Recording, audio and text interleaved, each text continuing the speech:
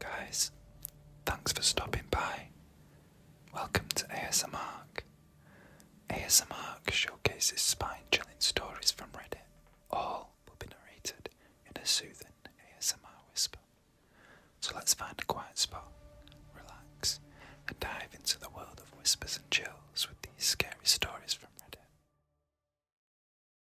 I'm usually rational and not a fearful or paranoid person. Not religious either, or anything similar. This happened over 3 hours ago, and it sort of sent me off the rails. The knocks came when I was in the washroom, and I initially thought it was a person outside, because of their sheer precision that I could only rationally attribute to a human being. It was clearly inside or outside the house, on a wall.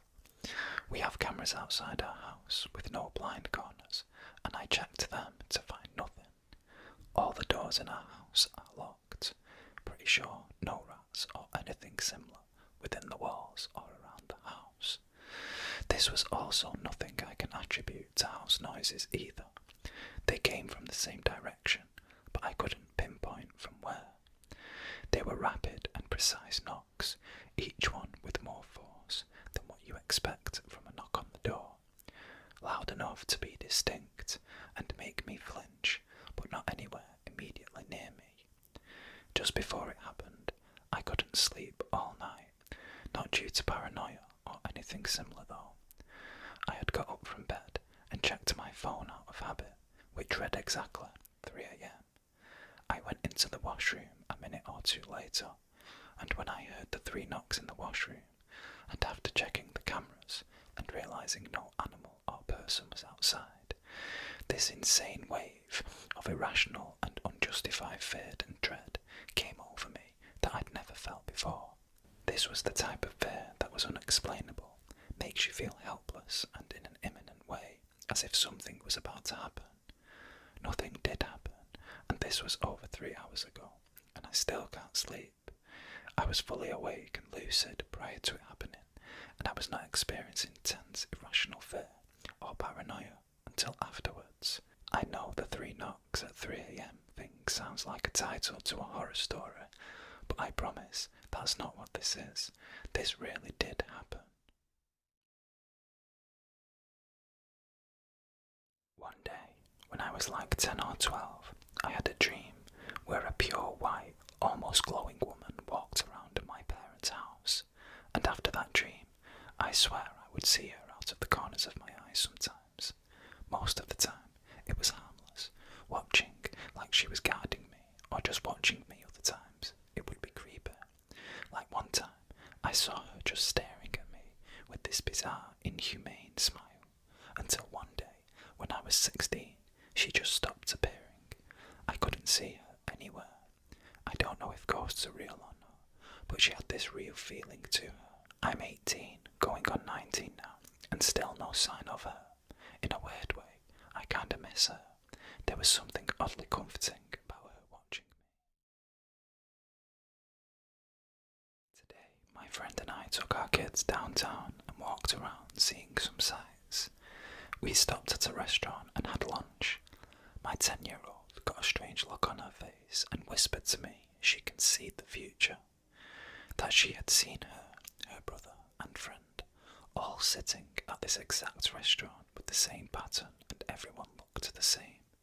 Before this happened, we had never been to that restaurant before, and it's not a chain.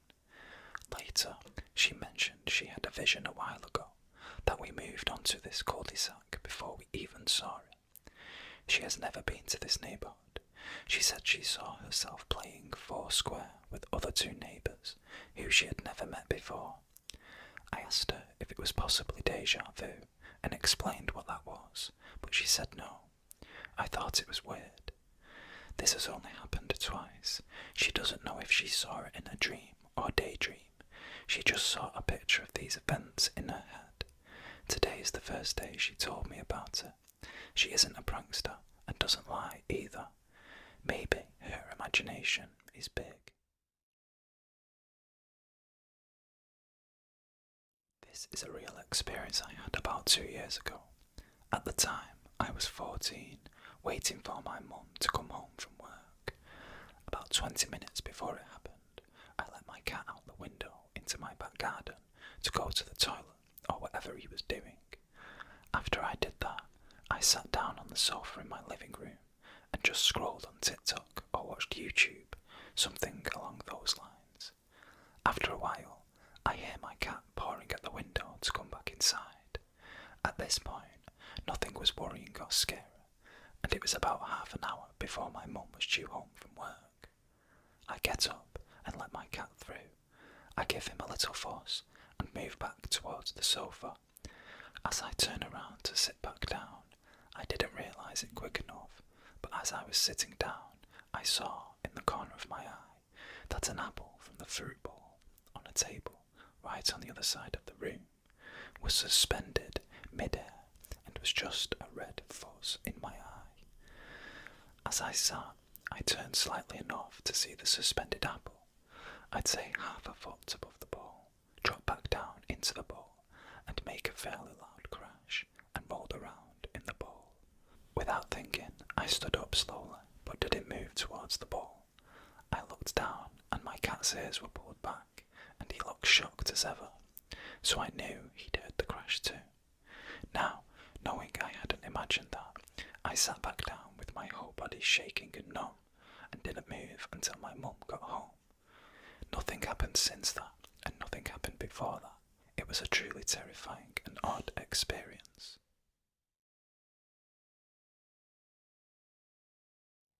Mum came from the basement and spoke to me, saying that she would be gone for a while, but would return sometime soon. She left and walked out the door, leaving me home alone, but I knew you could never truly be alone. You see, my aunt died during late September of last year, and we, hoping to pick up her project where it was left off, headed to her home in Pennsylvania. The home didn't have a back door, and the kitchen in the back went into the living room, where the basement door and front door was. Now, I had never been home without any supervision, just me and her project in the basement, but I'm sure Mum knew what she was doing. The question is, would I know what I was doing? I had never been in the basement before, unless it was to feed it, and since it liked the shadows, I've never once seen it. Mum told me it knew her voice, and I thought that was a lie. She had not spent nearly as much time in the basement as I had, simply trying to see the project. Although I've never seen it, I like to imagine what it looks like. Large, beady, yellow eyes, the same I see staring at me from the dark. But seeing as they've never moved, I imagined that's just the washing machine. Long, lanky front legs, built like brick, with hands at the ends, so that if it chose to, it could be bipedal. I have heard Mum speak of how it eats, the way it grabs its food, bites, and then never chews until it's all in its mouth. Because of those descriptions, I always thought of how big its mouth was. Maybe the mouth wasn't big, maybe it could just unhinge its jaw like a snake. Thinking of the project made me question exactly how my aunt died. After all, it was around her death's anniversary, and right around now is when the project demands, figuratively, it doesn't speak, a lot more food. Maybe my aunt had been eaten alive. The thought bored me. However, my boredom turned to shock, then horror, as I watched my mum walk into the living room from the kitchen, dead body in her arms for feeding, asking where the project was.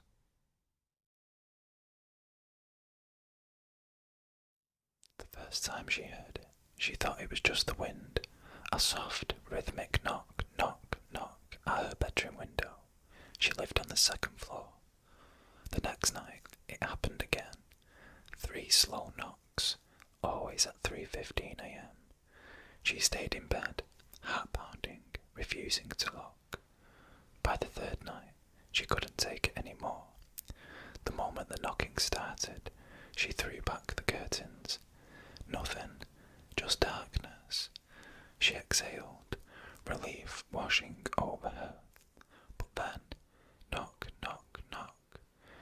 stomach twisted. The sound hadn't come from the window. It came from behind her, from her bedroom door. She turned slowly. The hallway beyond was pitch black. No movement, no sound. Just a silence so deep it made her ears ring. She held her breath, stepping closer. Another knock. This time softer. Then a whisper, seeping through the keyhole like breath against her skin. You're the only one who hasn't let us in. Her throat tightened. She stumbled back, slamming the bedroom window shut for good measure. Her hands shook as she pressed her back against the wall, staring at the door, waiting for something, anything, to happen. Minutes passed, then hours. The knocking didn't return. By morning, she almost convinced herself it was a dream, until she opened her bedroom door. The hallway was the same as always, except for one thing. Tiny, pale handprints streaked across the wood, dozens of them, and beneath them, scratched into the door, uneven letters. We found a way in. The moment I stepped into the house, I knew something was wrong. The air was thick, cloying, like the scent of raw meat left out too long. The lights flickered, and then, welcome home. The voice sent a jolt through me, my mother's voice. My mother was dead. I turned the corner into the living room and froze. They were waiting for me. Mum's body was stretched too long, her limbs thin and twisted, joints bending in directions they shouldn't. Her mouth, God, her mouth. It was split from ear to ear, hanging open like a grotesque grin lined with too many teeth. Dad sat in his chair, but his face was missing, just smooth, featureless flesh where his nose, eyes and mouth should have been. His fingers were long, bony, tapping against the armrest like spider legs. Emma was perched on the edge of the table, her head lolling at an unnatural angle, eyes bulging, unblinking. Her skin had come off in places, revealing something wet and moving beneath. They were all smiling, or at least trying to. My stomach twisted violently. Then Mum spoke, her voice thick and wet, like something speaking through a mouthful of raw organs. As long as he can't see us, we can't eat him. I went still, so still. Don't look, don't acknowledge them, don't react. I forced my face into blankness, let my gaze drift over them, through them, as if the house were empty. Dad let out a rattling breath. He's ignoring us. I moved slowly, keeping my steps careful, trying to act like they weren't there. I pretended I was looking past them, like I was lost in thought, tired and unaware. They didn't move. The air felt like needles against my skin. I kept walking. Mum's bones cracked as she shifted. Sweetheart, she crooned, her voice sickeningly sweet. Are you just going to walk past your mother? I reached the stairs. My foot hit the first step. Dad's faceless head tilted, not even a hello, son. Emma let out a sharp breath, frustration leaking through. I think he's pretending. I gritted my teeth. Keep moving. Mum exhaled. If he's pretending, we'll know soon enough. The stairs groaned under my weight. One step. Two. Emma's voice came soft, almost teasing. What if I touch him? I hypnotized myself. You're alone. No one else is here. There's nothing behind you. Nothing at all. Cold, clawed fingers skimmed the fabric of my shirt. I didn't react. The air held still. Then Emma giggled. Nothing. He doesn't see us. I reached the top of the stairs, turned the corner, out of sight. Only then did I let my breath shake out. Behind me, in the dark, I heard my mother's voice, low and amused. We'll check again tonight. This is from a few years ago. I had this house I was renting alone, and sometimes while I was sleeping, I would hear my name being whisper shouted into one ear, and I would jump scare and turn a light on. Of course nobody was there. I just figured it was a nightmare or something. My girlfriend moved in sometime, and then she made mention a few times that the house kind of gave her the creeps, but nothing really happened after that. Our relationship didn't work out, and I moved out and let her keep the lease. A few months after that, she called me one evening and said, "This is going to sound crazy, but when you lived in this house, did you ever hear your name being shouted into your ear while you were sleeping?" Me and my family just moved to Southwest Alaska about a year and a half ago, and for a year everything was normal, until about 6 to 7 months ago we had a bit of a scare. My sister said she heard a man screaming at the top of his lungs in the woods. He was shouting for help, and what sounded like the name Sarah, but she wasn't sure because it was loud, but sounded pretty far at the same time. At first I didn't believe her, and assumed it to be our neighbours who lived in the direction she heard the screaming from, until about 1 month ago, when I heard the exact same thing. I rushed to grab my handgun and my sister. As soon as we got out there, the screaming got quieter and quieter, but my sister said it was the same voice tone, the same words and direction. When I said I assumed it to be our neighbours, I was wrong, because the screaming was coming from more towards the north, and our neighbours are more towards the west, and the distance was off as well. Then the noises started happening at night. Sometime recent, I was home alone, because everyone was on a trip to see family, and I stayed to take care of the animals. It was about 4 a.m.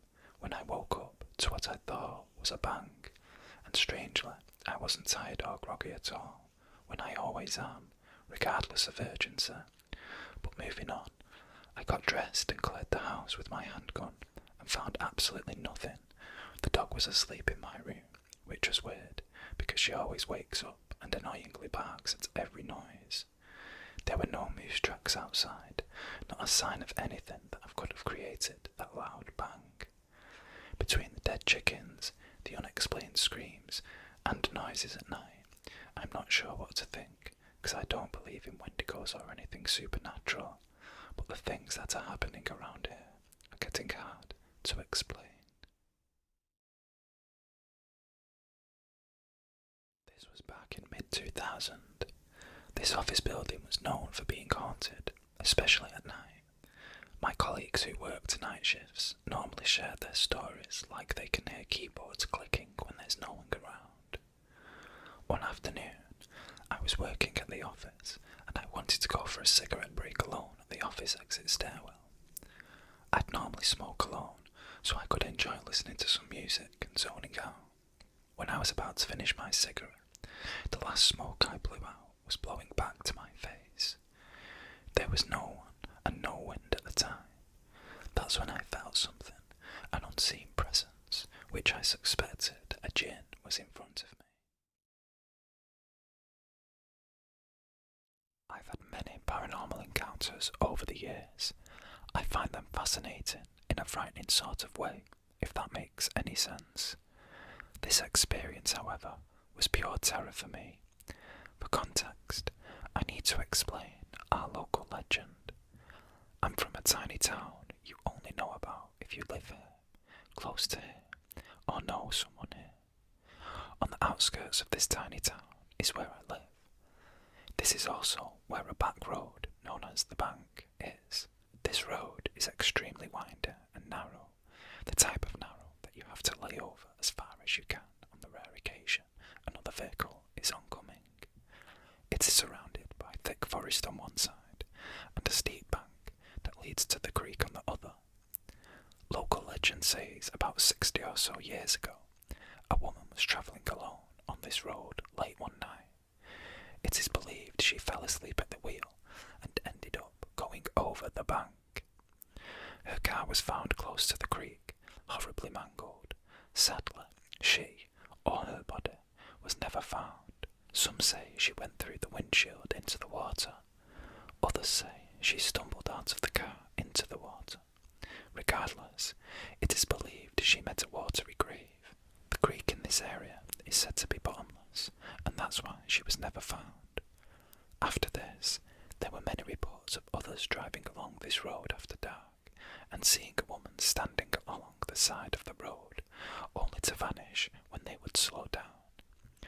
Others swore a woman would just appear in their car as they were driving solo down the dark road. There were so many tales of this ghostly woman, she became known as the Lady of the Bank. Jumping to a few months ago, I had attended a gathering at a building in this area. I was told there was a wreck on the main road, and the road was temporarily being blocked off. I was tired and just wanted to get home, though I felt horrible for those involved in the accident. I decided to take the bank instead, as it would take me past the accident and lead me out just a couple of miles from my house. Mind you, I have driven this road so many times before, mostly in daylight, a couple of times after dark, but never alone. Of course, I was told the stories of the Lady of the Bank often growing up, but that honestly wasn't in my mind this night. I had other stressing matters taking up my thoughts as I drove. I had my music playing at a low volume as I was carefully gliding through the curves. The only road-related issue I did worry about was hitting a deer. My thoughts were harshly interrupted by a loud ding-ding-ding. My heart jumped to my throat as my eyes darted over the inside of my car.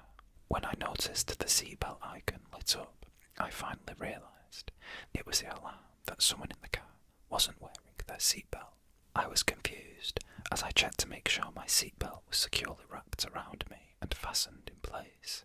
Just as the loud dinging started again, I once more glanced over to the passenger seat and nearly fainted. There was a figure in the passenger seat. All I really could make out in the split second I noticed them was long, dark, wet-looking hair, mostly covering the person's face as they appeared to be looking forward out the windshield. I remember a scream leaving my throat as I slammed on the brakes.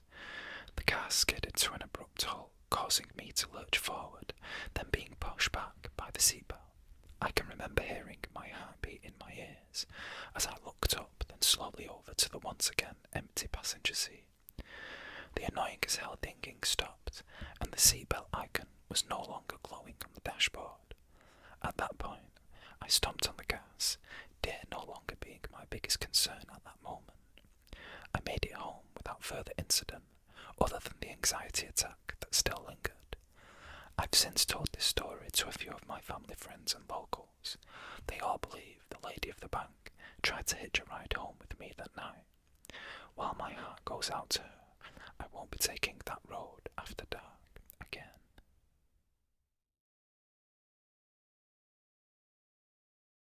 I was brushing my teeth this morning.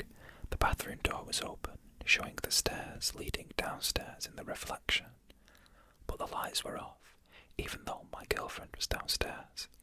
When I turned around, the stairwell was brightly lit, like usual, but in the reflection it was pitch black.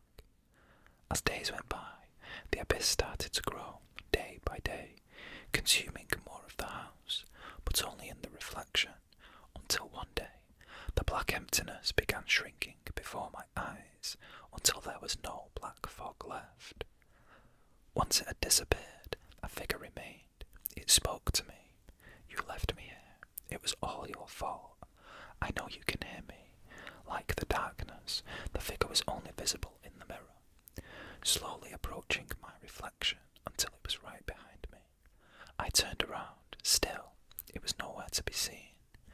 It plunged its razor-like teeth into my reflection's skull, ripping off my scalp and peeling my face. It pulled out my teeth, tore off my jaw, and gouged out my eyes. But only in the mirror. I watched in horror as I saw myself getting mutilated in ways previously unknown, as my reflection was dragged down the stairs and disappeared. I could do nothing but stare at the empty mirror. I had no reflection, and it remained that way for a week, until one day it was back, like nothing ever happened. But things are different now. The lights downstairs are always off, but never in the mirror.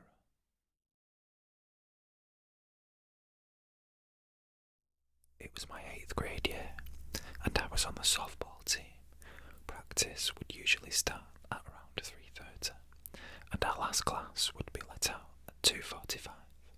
So some of us on the team would get snacks from the vending machine and walk around the empty school.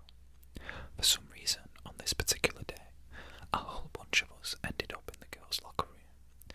I don't remember how we all ended up playing this game. I think my friend, who I will call Anna, suggested that we play. This was around the time of the early creepypasta days, so everyone was eager to try something, well, creepy. The game was called Cat Scratch. It's supposed to be a sleepover game, like a light as a feather, stiff as a board. It's pretty basic to play. Everyone sits in a circle. I don't remember if you hold hands or not, except one person lying on the floor. Someone tells a story. The story was about a man that looked like a cat who wanted to scratch a little girl. After someone tells the story, I think you clap or snap. I can't really remember. Then, as soon as you do that, the person lying on the floor needs to sit up and someone lifts the back of their shirt. You're supposed to see 3 scratches. I know there's probably some logical explanation to it all, but to a bunch of young girls, we just wanted something creepy to happen. We did exactly that. The first girl to do it was a girl named Cara. Not her real name. She was a good friend of mine, and a little on the tanner side. So, when we lifted up her shirt, we saw what could be scratches, but we weren't completely sold. We were like, huh? And no way. We need to try it again. The second girl, who we will call Kyla, lies down. She's very pale. We repeat the game. A bunch of us got super close and made sure that whoever lifted her shirt didn't scratch her. Someone carefully lifted her shirt, and to everyone's horror, there were 3 scratches. They were long and red. She wasn't bleeding or anything, but it looked like someone applied pressure on her pale skin. It was so distinctive that we all looked at one another, and I swear the atmosphere in the room got darker. We all screamed and jetted out of the locker room. Years later, we are hanging around Cara's room. We are all now well in our late teens, retelling this story to our friends we met later in high school. They went to a different middle school. 3 of us were there trying to convince the other 3 about what happened. They didn't believe us, so we told them that we should play it. So, we did, and nothing happened. We tried 3 different times, and nothing happened. We chalked it up to there was not enough people, or simpler, the spirits were not interested. The end of the night ensues, and we all end up going home around 1, 2 in the morning. 10 minutes after I had gotten home, the group chat started to go crazy. Apparently, when my friend Denise, a friend who I met in high school, got home, her mum was waiting for her, which Denise at the time thought was strange, because her parents trusted her to get home, and they were not the type to wait on her. Denise's mum was super angry at her and said, "What were you doing?" Denise was confused and didn't know what her mum was talking about. Her mum inquired further, and then supposedly said this: "I know you were doing something, because I saw a shadow man come out of your room." Denise then tells her mum what game we were playing, and Denise's mum said to never play that again. We all ended up being shocked, obviously. Now, Denise could have been making the story up, but a week later, we go over to Denise's house to swim. Her mum is there, and she tells us to be careful about the things we play or get into, because we can unintentionally open a door. This spooked me because either her mum was lying about Denise's joke, or Denise was not lying at all. Either way, it's probably one of the few paranormal encounters I've had, and has me sitting up at night thinking about it from time to time.